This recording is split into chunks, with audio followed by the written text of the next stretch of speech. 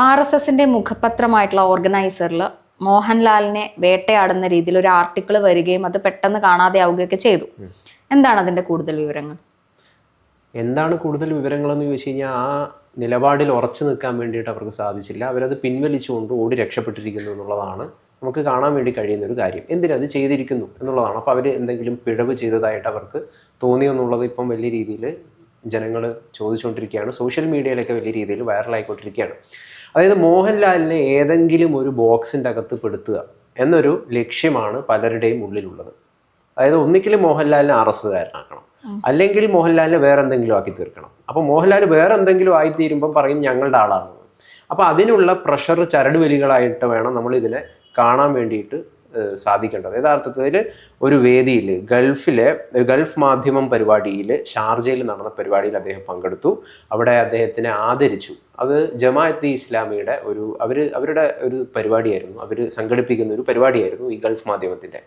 അതാണ് യഥാർത്ഥത്തിൽ പല ആളുകളെയും ചൊറി പിടിപ്പിക്കാനുള്ള ഒരു പ്രധാന കാരണമെന്ന് പറയുന്നത്. മോഹൻലാൽ അതിൻ്റെ പേരിൽ lieutenant colonel, honorary lieutenant colonel തിരിച്ച് നൽകണം, അതിനർഹനായിട്ടുള്ളൊരു വ്യക്തിയല്ല അദ്ദേഹം, തുടങ്ങിയ രീതിയിലാണ് RSSൻ്റെ മുഖപത്രത്തിൽ അദ്ദേഹത്തിനെ കുറിച്ച് എഴുത്തുകൾ വന്നിട്ടുണ്ടായിരുന്നത്. അതാണ് പിൻവലിക്കപ്പെട്ടിരിക്കുന്നത്.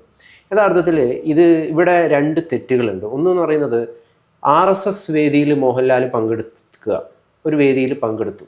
ആ വേദിയിൽ പങ്കെടുത്തു കഴിഞ്ഞിട്ട് ഏതെങ്കിലും ഒരാൾ, ഇപ്പം ജമാഅത്തെ ഇസ്ലാമിയുടെ മുഖപത്രം വന്നിട്ട് പറയുന്നത് മോഹൻലാൽ RSSൻ്റെ വേദിയിൽ പങ്കെടുത്തു, വളരെ മോശമായി പോയി എന്ന് പറഞ്ഞു കഴിഞ്ഞാൽ ജമാഅത്തെ ഇസ്ലാമി ചെയ്തത് തെറ്റാണ്. ഇങ്ങനെ ചെയ്യുക RSS ചെയ്തതും തെറ്റാണ്. കാരണം എന്തുകൊണ്ടെന്ന് വെച്ച് കഴിഞ്ഞാൽ, ജമാഅത്തെ ഇസ്ലാമി ഇവിടെ നിയമപരമായിട്ട് ഈ രാജ്യത്ത് ആ സംവിധാനം അനുസരിച്ചിട്ട് പ്രവർത്തിക്കുന്ന ഒരു സംഘടനയാണ്. അത് നിയമപരമായിട്ട് പ്രവർത്തിക്കുന്ന, അവർക്ക് നിരവധിയായിട്ടുള്ള സ്ഥാപനങ്ങളും മറ്റു പല മീഡിയാസ് അടക്കം അവരുടെ നിയന്ത്രണത്തിലുള്ളൊരു ചാനലാണ്, എല്ലാവർക്കും അറിയുന്ന ഒരു കാര്യമാണ്. അപ്പോൾ അത്തരത്തിലുള്ളൊരു പരിപാടിയിൽ പങ്കെടുത്തതിന് എന്തിനാണ് ഇത്തരത്തിൽ വലിയ രീതിയിൽ ഒച്ചപ്പാടും ബഹളും ഉണ്ടാക്കേണ്ടത് എന്ന് നമുക്ക് മനസ്സിലാവുന്നില്ല. ഞാൻ ആദ്യം പറഞ്ഞ പോലെ തന്നെ RSS വേദിയിൽ മോഹൻലാലിന് പങ്കെടുക്കാനും പ്രവർത്തിക്കാൻ, അല്ലെങ്കിൽ അവിടെ പോകാനുള്ള എല്ലാ സ്വാതന്ത്ര്യവും ഉണ്ട് എന്നതുപോലെ തന്നെ, അദ്ദേഹം ചെയ്യുന്നതിൽ അതിൽ ഒരു തെറ്റുമില്ല എന്നതുപോലെ തന്നെ ജമാഅത്തെ ഇസ്ലാമിയുടെ പരിപാടിയിൽ മോഹൻലാൽ പങ്കെടുത്തു എന്നതിനെയും യാതൊരു തരത്തിലുമുള്ള തെറ്റായിട്ട് കാണേണ്ടതില്ല എന്നാണ് നമുക്ക് ജനാധിപത്യത്തിൽ വിശ്വസിക്കുന്ന എല്ലാവർക്കും പറയാൻ വേണ്ടിയിട്ട് സാധിക്കുന്ന ഒരു മറുപടി എന്ന് പറയുന്നത്. നേരത്തെ എമ്പുരാൻ സിനിമ ഇറങ്ങിയപ്പോഴും ഇദ്ദേഹത്തിന് നേരെ വലിയ രീതിയിലുള്ള ആക്രമണങ്ങൾ ഉണ്ടായിട്ടുണ്ടല്ലോ. അതായത് ഒരു കാലത്ത് മോഹൻലാലിനെ നെഞ്ചേറ്റി തങ്ങളുടെ ഉറ്റ തോഴനാണ് ലാലേട്ടൻ, ഏട്ടൻ എന്നൊക്കെ വിളിച്ചിരുന്നവർ പോലും മോഹൻലാലിനെ ബഹിഷ്കരിക്കുന്ന സാഹചര്യങ്ങൾ രൂപപ്പെട്ടിട്ടുണ്ടായി. എമ്പുരാൻ എന്ന് പറയുന്ന സിനിമ ഒരു ക്രിസ്ത്യാനികളെ അപമാനിക്കുന്നു, ക്രിസ്ത്യൻ ദൈവങ്ങളെ മോശമായി ചിത്രീകരിക്കുന്നു എന്നൊക്കെ പറഞ്ഞുകൊണ്ട് RSSൻ്റെ മുഖപത്രത്തിൽ തന്നെ ഇതേപോലെ അന്ന് ലേഖനം വന്നതാണ്. അതും ഇതേപോലെ പിൻവലിക്കപ്പെട്ടു എന്നാണ് മനസ്സിലാക്കാൻ വേണ്ടിയിട്ട് സാധിക്കുന്ന ഒരു കാര്യം. അപ്പം നിരന്തരമായിട്ട് ഇത്തരത്തിൽ വേണ്ടാത്ത പല രീതിയിലുള്ള കാര്യങ്ങൾ പ്രചരിപ്പിക്കുന്നുണ്ട് പല ഇടങ്ങളിൽ നിന്നാണ് നമുക്ക് മനസ്സിലാക്കാൻ വേണ്ടിയിട്ട് കഴിയുന്ന ഒരു കാര്യം എന്ന് പറയുന്നത്. യഥാർത്ഥത്തിൽ എമ്പുരാൻ എന്ന് പറയുന്ന സിനിമ കണ്ടിട്ടുള്ള, അത് കൃത്യമായിട്ട് ആ സിനിമ റീഡ് ചെയ്തിട്ടുള്ള ഏതൊരാൾക്കും മനസ്സിലാവും അത് ഈ പറയുന്ന രീതിയിൽ വലിയ ഒച്ചപ്പാടും ബഹളവും ഉണ്ടാക്കപ്പെടേണ്ട ഒരു സിനിമയല്ല എന്നത് കൃത്യമായിട്ട് അത് കാണുന്നവർക്ക്, അതായത് ശരിയായ സെൻസിൽ അത് എടുക്കുന്നവർക്കത് മനസ്സിലാവും. അതുകൊണ്ട് തന്നെ അത് ഇറങ്ങിയ ആദ്യത്തെ ഒരു ദിവസമോ അല്ലെങ്കിൽ 2 ദിവസമോ കഴിഞ്ഞപ്പോഴൊന്നും, അതായത് ഒരു ദിവസം ഫുൾ പൂർത്തിയാകുമ്പോഴൊന്നും ഈ വിവാദമോ പ്രശ്നങ്ങളോ ഉണ്ടായിട്ടില്ല. പിന്നീടാണ് വലിയ രീതിയിലുള്ള വിവാദങ്ങളും പ്രശ്നങ്ങളും ആ സിനിമയുമായി ചുറ്റിപ്പറ്റി ഉണ്ടാവുകയും മോഹൻലാലിനെ ബഹിഷ്കരിക്കുകയാണ്. പൃഥ്വിരാജാണ് ആ സിനിമ സംവിധാനം ചെയ്തത്. പൃഥ്വിരാജ് തീർച്ചയായിട്ടും പല രീതിയിലുള്ള രാഷ്ട്രീയ നിലപാടുകൾ, ലക്ഷദ്വീപിൻ്റെ അടക്കം പല വിഷയങ്ങളിൽ കേന്ദ്ര സർക്കാരിന് വിരുദ്ധമായിട്ടുള്ള പല നിലപാടുകൾ എടുത്തതിൻ്റെ പേരിൽ അദ്ദേഹത്തിനെതിരെ ഒരു ശത്രുത കൃത്യമായിട്ടും പല കോണുകളിലും ഉണ്ട്. അപ്പോൾ അത് മോഹൻലാലിനെതിരെ തിരിഞ്ഞു എന്നാണ് നമ്മൾ ആ വിഷയത്തിൽ കാണേണ്ട ഒരു കാര്യം. പക്ഷേ ആ സിനിമയുടെ റൈറ്റർ, തിരക്കഥാകൃത്ത് എന്ന് പറയുന്ന ആളാരാണ്? ലെഫ്റ്റ് എന്ന് പറയുന്ന സിനിമ ഇവിടെ എടുത്ത ഒരാളാണ് അദ്ദേഹം. ഈ അടുത്ത കാലത്ത് എന്ന് പറയുന്ന സിനിമയിൽ RSSനെ രക്ഷകനായിട്ട് കാണിച്ച ഒരു തിരക്കഥാകൃത്താണ് ഈ മുരളി ഗോപി എന്ന് പറയുന്നത്. ആ മുരളി ഗോപി തിരക്കഥ എഴുതിയ സിനിമയാണ് ഏത് സിനിമ? ഈ എമ്പുരാൻ എന്ന് പറയുന്ന സിനിമ. ഇതേ മുരളി ഗോപി തന്നെയാണ് ടിയാൻ എന്ന് പറയുന്ന മനോഹരമായിട്ടുള്ളൊരു സിനിമയും എഴുതിയിട്ടുള്ളത്.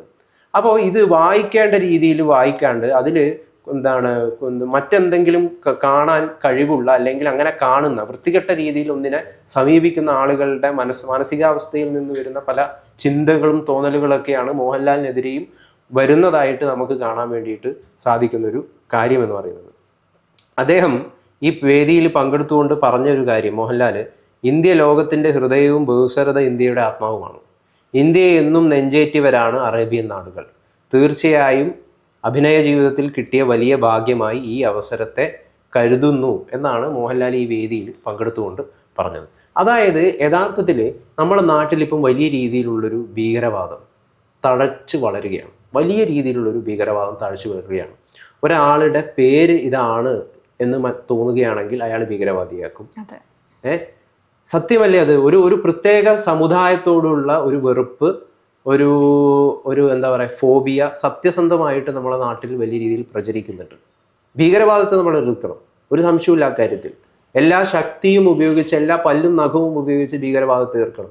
പക്ഷെ അത് ഒരു സമുദായത്തിന് മുകളിലുള്ള, ഒരു സമുദായത്തെ മുഴുവൻ മോശമാണ് എന്ന് ചിത്രീകരിക്കാനുള്ള വിവരക്കേടമോ അല്ലെങ്കിൽ അങ്ങനെയുള്ളൊരു സംഗതിയായിട്ട് മാറാൻ വേണ്ടിയിട്ട് പാടില്ല എന്നതാണ് ഇത്തരത്തിലുള്ള ആളുകൾ ആദ്യമായിട്ട് മനസ്സിലാക്കേണ്ടത്.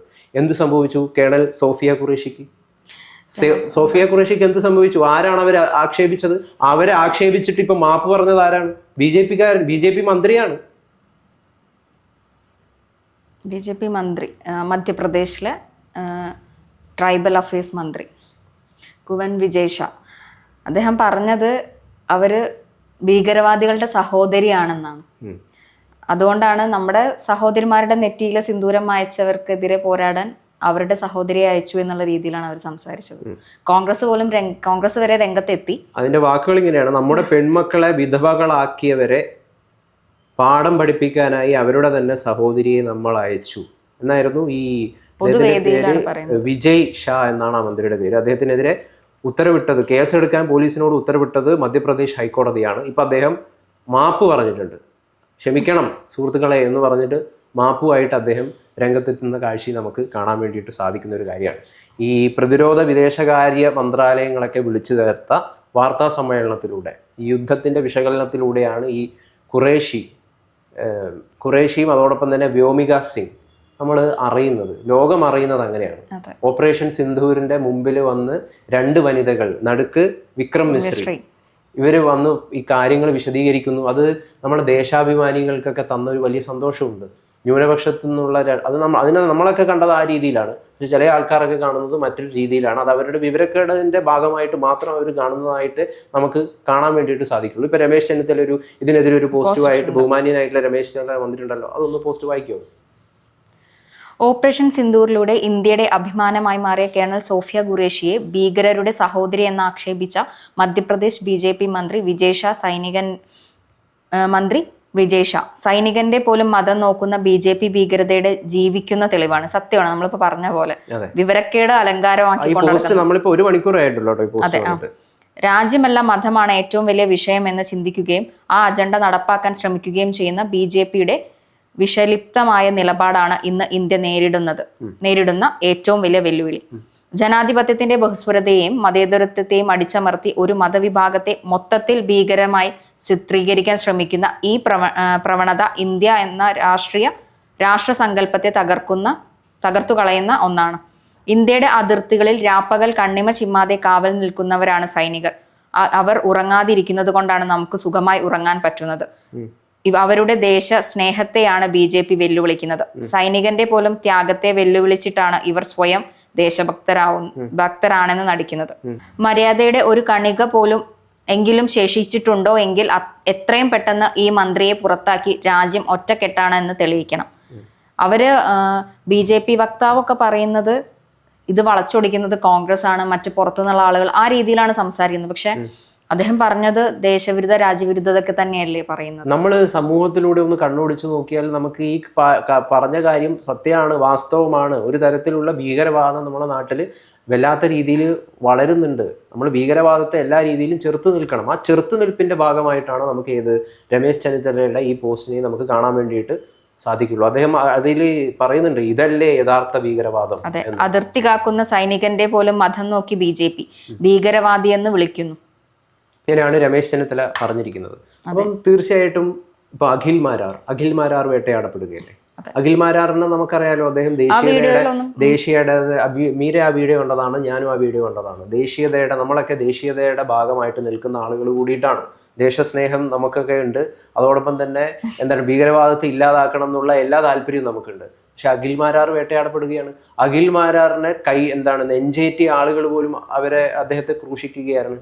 അപ്പോൾ എന്താണ് ഇതിൻ്റെ അവസ്ഥ? അപ്പം ഒരു തരത്തിലുള്ള ഭ്രാന്ത്, മതഭ്രാന്ത് ചില ആളുകളുടെയൊക്കെ തലയിലും മനസ്സിലും പിടികൂടിയിട്ടുണ്ട് എന്നുള്ളത് തീർച്ചയാണ്. അതിന് പല നിറവും ഉണ്ട് എന്നുള്ളതാണ് സത്യം. അതിനൊറ്റ നിറമല്ല, പല നിറത്തിൽ അത് പല രീതിയിൽ രൂപാന്തരപ്പെടുന്നു എന്നതാണ് നമുക്ക് കാണാൻ വേണ്ടിയിട്ട് സാധിക്കുന്നത്. അത് മോഹൻലാലിനെ പിടികൂടുന്നു, അഖിൽ മാരാറിനെ പിടികൂടുന്നു, അങ്ങനെ പൃഥ്വിരാജിനെ പിടികൂടുന്നു, സോഫിയ ഖുറേഷി സൈനികനെ അടക്കം പിടികൂടുന്നു. ഇത്തരത്തിലുള്ള ആളുകളെയൊക്കെ ഇത് പിടികൂടുകയാണ്. അതായത് തങ്ങളുടെ ഒരു നെറേറ്റീവ് ഉണ്ട്. ആ നെറേറ്റീവിന്റെ അപ്പുറത്ത് നിന്ന് നീ ചിന്തിച്ചാൽ നീ ഭീകരവാദിയാണ്, മകനെ നിന്നെ ഞാൻ കൊടുക്കും എന്ന് പറയുന്ന ഒരു സംഭവമാണത്. അതിന്റെ ഉള്ളിൽ ഒരു വെളിച്ചം പോലും വീശാൻ പാടില്ല. ഇവർ ഉദ്ദേശിക്കുന്ന ഒരു നെറേറ്റീവ് ഉണ്ട്, അതിന്റെ ഉള്ളിൽ എന്തെങ്കിലും ഒരു വെളിച്ചം വീശിയ ഇവൻ ടാർഗറ്റഡ്. അപ്പൊ അതാണ് ഞാൻ പറഞ്ഞത്, നെറേറ്റീവിലെ ഏതെങ്കിലും രീതിയിൽ അതിൽ നിന്ന് വ്യത്യസ്തമായിട്ട് ചിന്തിച്ചു കഴിഞ്ഞാൽ അവർ പ്രശ്നക്കാരായി മാറും. അതായത് ചോദ്യങ്ങൾ ചോദിക്കുക എന്ന് പറയുന്നതിന്റെ ഒരു ഇപ്പോഴും 4 ഭീകരർ ഇവിടെ പോയി. നമ്മൾ ഈ ഭീകരവാദത്തെ ഇല്ലാതാക്കാനുള്ള പരിശ്രമങ്ങൾക്കൊപ്പമാണ്. ഭീകരവാദത്തെ മുഴുവനായിട്ട് മുച്ചോട് മുടിക്കണം എന്നതാണ് നമ്മുടെ താല്പര്യം. പക്ഷെ ഈ 4 ഭീകരരെ പിടിക്കണ്ടേ? അതൊരു ഇന്റലിജൻസ് വീഴ്ചയാണല്ലോ. ഈ സീസ് ഒക്കെ വന്നതിന് ശേഷം ഒക്കെയാണ് നമ്മൾ ഈ കാര്യങ്ങൾ ചോദിക്കുന്നത്. അപ്പം തീർച്ചയായിട്ടും അതിൽ വലിയ രീതിയിലുള്ള ഒരു പ്രശ്നം നമ്മുടെ നാട്ടിൽ സംഭവിക്കുന്നുണ്ട് എന്നുള്ളത് ഒരു വാസ്തവമാണ്. ഇപ്പം ഇവർ കൃത്യമായിട്ട് ഇപ്പം സംഘപരിവാർ പ്രധാനമായിട്ടും കൊണ്ടാടി നടക്കുന്ന ഒരു എഴുത്തുകാരനാണ് മഹാനായിട്ടുള്ള OV വിജയൻ, പ്രശസ്ത. അപ്പോൾ ആ OV വിജയൻ തന്നെ പറഞ്ഞ വാക്കുകളുണ്ട്. അദ്ദേഹത്തിൻ്റെ ഹൈന്ദവനും അതിഹൈന്ദവനും എന്ന് പറയുന്ന ഒരു പുസ്തകത്തിലാണ് OV വിജയൻ അത് പറഞ്ഞത്. അതായത് അതിഹൈന്ദവനെ പ്രശ്നക്കാരനാണ് എന്നാണ് പറഞ്ഞിരിക്കുന്നത് അദ്ദേഹം. അപ്പം അതിഹൈന്ദവനെ ഹൈന്ദവൻ താഴെ ഇറക്കണമെന്നാണ് ഈ OV വിജയൻ പറഞ്ഞിരിക്കുന്നത്. അതിൽ അദ്ദേഹം RSSന്റെയും BJPയുടെയും നിലപാടുകളെയൊക്കെ കൃത്യമായിട്ട് വിമർശിക്കുകയും ചെയ്യുന്നുണ്ട്.